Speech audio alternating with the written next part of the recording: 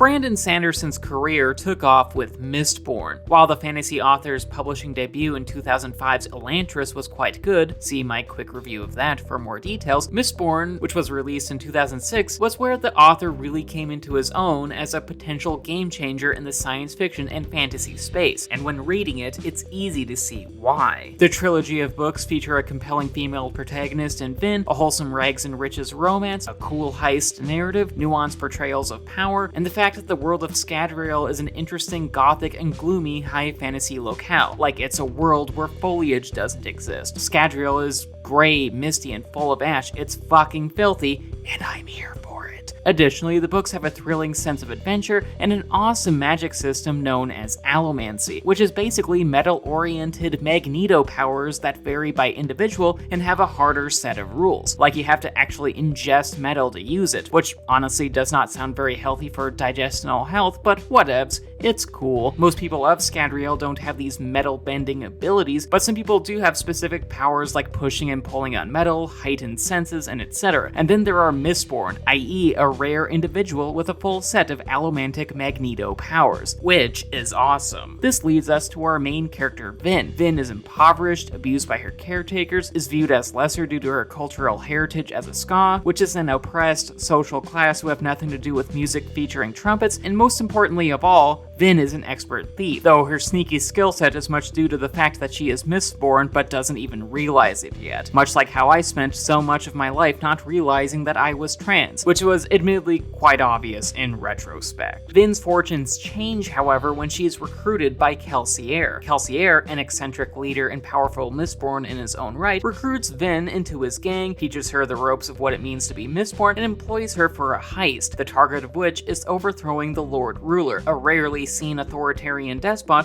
who has ruled the land with an iron fist for 1,000 years. And yes, you read that right. And from there, Vin, Kelsier, and the rest of Kelsier's crew plot to overthrow the seemingly untouchable Lord Ruler. Mistborn Era 1 is overall fantastic. Following Vin as she comes into her own as a Mistborn is fun, the high-stakes plot against seemingly insurmountable odds is thrilling, many of the character interactions are wholesome, particularly between the tough yet vulnerable Vin and her new paternal figure in Kelsier, as well as Lord Elend, who throws a wrench into Vin's worldview, and the action where people use magneto powers against each other is exhilarating. And with that, there isn't a weak entry in this trilogy. The Final Empire, Well of Ascension, and Hero of Ages are all terrific and have compelling narratives that subvert the prophesized Chosen One story in truly interesting ways, though the second book, The Well of Ascension, is definitely my favorite. Overall, Mistborn Era 1 is a compelling read and is a good entry point for new readers getting into the Cosmere as a continuity. After all, the only Cosmere story that preceded the first Mistborn was Elantris, but Mistborn still takes place and was released early on in the Cosmere continuity and works as a good jumping on point, because honestly, it's overall better written and more epic in scope than Elantris. It is truly the story that put author Brandon Sanderson on everyone's radar,